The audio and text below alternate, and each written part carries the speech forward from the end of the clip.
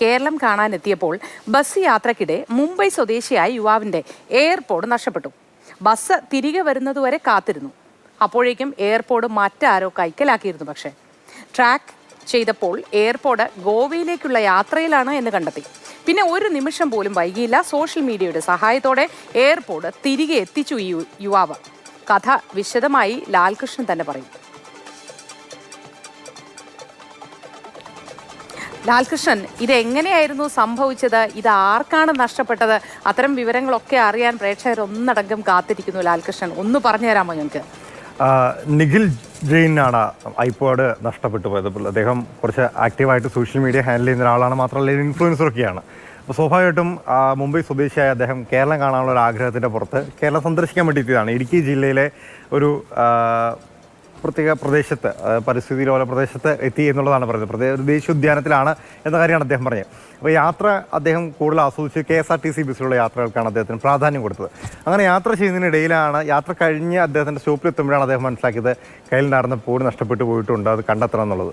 പിന്നെ എയർപോർട്ട് കണ്ടെത്താൻ വേണ്ടിയിട്ട് അദ്ദേഹം ബസ്സിന് വേണ്ടി വെയിറ്റ് ചെയ്യുന്നതാണ്. പക്ഷേ ബസ് വന്നപ്പോൾ അതിനകത്ത് സംഭവമില്ല. മാത്രമല്ല ഇടുക്കിയുടെ ഒരു പ്രത്യേകത ഉണ്ടല്ലോ, നമ്മുടെ സിഗ്നൽ കുറച്ചൊക്കെ കുറവായിരിക്കും. അപ്പോൾ അദ്ദേഹം സെർച്ച് ചെയ്ത് നോക്കുമ്പോഴാണ് ഇത് ഇവിടുന്ന് പയ്യെ ട്രാവൽ ചെയ്ത് തുടങ്ങുന്നതായിട്ടൊക്കെ അദ്ദേഹം മനസ്സിലാക്കിയത്. പിന്നെ അദ്ദേഹം അവിടുന്ന് സ്ഥലത്തു നിന്ന് മാറി പരിശോധിച്ച് നോക്കിയപ്പം അടുത്തൊരു ഹോട്ടലിൽ തന്നെ ഉണ്ട് എന്ന് അദ്ദേഹം തിരിച്ചറിഞ്ഞു. ആദ്യ സഹായം നമ്മളെപ്പോഴും നോക്കുക പോലീസിനോടാണല്ലോ. പോലീസുകാരോട് ചെന്ന് ചോദിച്ചു, ഹോട്ടലിൽ അവർ ചെന്നു, ഈ ഹോട്ടലിലുണ്ട് എന്നറിഞ്ഞു.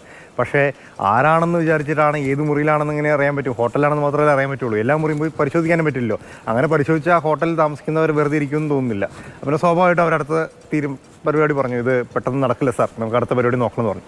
അപ്പോൾ പിന്നെ മനസ്സിലായി ഏറ്റവും നല്ല പരിപാടി എന്ന് പറയുന്നത് സോഷ്യൽ മീഡിയ തന്നെയാണ് എന്ന് അദ്ദേഹം തിരിച്ചറിഞ്ഞു. ഇൻഫ്ലുവൻസർ ആണല്ലോ, അദ്ദേഹത്തിന് ഒരുപാട് ഫോളോവേഴ്സും അദ്ദേഹത്തെ ഫോളോ ചെയ്യുന്നവരും അല്ലാത്തവരും ഒക്കെ ആയിട്ട് ഒരുപാട് പേരുണ്ട്. എക്സിലാണ് പോസ്റ്റ് ഇട്ടത്, ഐപോഡ് ഇങ്ങനെ കാണാതെ പോയിട്ടുണ്ട്, എന്നെ ഒന്ന് സഹായിക്കണം എന്ന് പറഞ്ഞുകൊണ്ട്.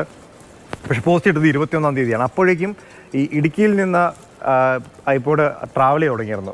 എയർപോർട്ട് പ്രധാനമായിട്ടും ട്രാവൽ ചെയ്യുന്നത് മംഗലാപുരം ഭാഗത്തേക്കാണെന്നാണ് അദ്ദേഹം കണ്ടത്.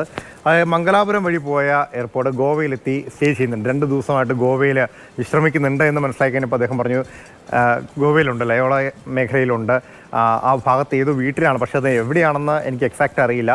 ആ ഭാഗത്തുള്ള ആരെങ്കിലും ഉണ്ടെങ്കിൽ എന്നെ സഹായിക്കാൻ പറ്റുമോ എന്ന് ചോദിച്ചുകൊണ്ടാണ് പോസ്റ്റ് ക്ലിക്കായത് മാത്രമല്ല ആ എക്സാക്റ്റ് വീട് വരെ ആൾക്കാർ കണ്ടുപിടിച്ചു. വീട് കണ്ടുപിടിച്ച് കഴിഞ്ഞപ്പോഴത്തേക്കും അടുത്ത ആൾക്കാർ പോസ്റ്റ് ചെയ്തു, കുഴപ്പമില്ല, അതിന് തൊട്ടടുത്ത് എൻ്റെ ഒരു ബന്ധുവിൻ്റെ വീടുണ്ട്, ഞാൻ അവിടെ അന്വേഷിക്കാം എന്ന് പറഞ്ഞു.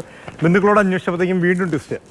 അന്വേഷിച്ചറിഞ്ഞു വന്നത് ശരിയാണ്, ഇവർ കേരളത്തിൽ ടൂറിനൊക്കെ പോയിരുന്നു, എൻജോയ് ഒക്കെ ചെയ്ത് തിരിച്ച് വന്നതേ ഉള്ളൂ, സാധനം ഉണ്ടോ എന്ന് ഞാൻ ചോദിക്കാം എന്ന് പറഞ്ഞുകൊണ്ട് അടുത്ത ആൾക്കാരും വന്നു. ഇതെല്ലാം കമൻ്റാണ് കേട്ടോ, താഴെ വന്ന് കമൻറ്റുകളിലൂടെ കിട്ടിയ കണക്ഷനാണ്.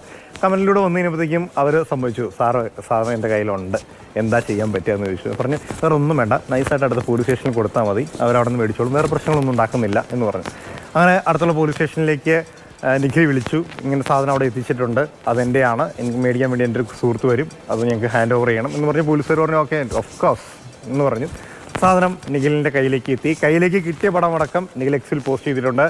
നമ്മളെപ്പോലെ എല്ലാവരും സ്വാഭാവികമായിട്ടും ആദ്യഘട്ടത്തിൽ പോലീസിനെ ആശ്രയിച്ച പോലെ നിഖിലും ആശ്രയിച്ച് പോലീസിനെയായിരുന്നു, കിട്ടിയില്ല. പക്ഷേ ട്രാക്ക് ചെയ്യാനുള്ളൊരു സംവിധാനവും ഇത് തേടി പിടിക്കാനുള്ള ആൾ പിന്നാലെയും വരും എന്നുള്ള കാര്യം അവരറിഞ്ഞിരുന്നില്ല എന്നുള്ളതാണ് സത്യം.